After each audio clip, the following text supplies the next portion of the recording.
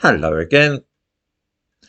Wales is a very white country, with almost 95% of those living here being white.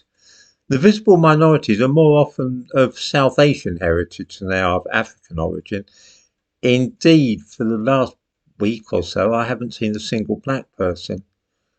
Indians, yes, and Nepalese, but no black people, as in Africans or Caribbeans.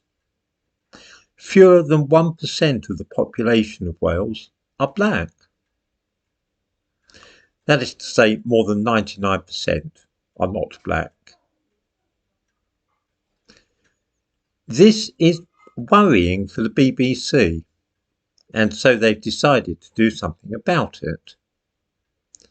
For many years, any coverage of elections in Wales showed the image of a white hand putting a vote into a ballot box with the Red Dragon of Wales spread out beneath it.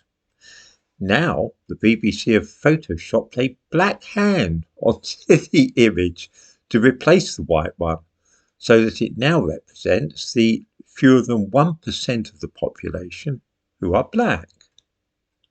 This is insulting to white people, but also to those of Asian ancestry. The hand has been coloured very dark indeed, just to make sure that we all know that this is a black person and not a Nepalese person, or an Indian, or a Bangladeshi, say. In the description to this video, I give a link to a news item on this. It is all of a piece with the idea that the only diversity which really matters is that black people be made as prominent as possible, to the exclusion of all other ethnicities.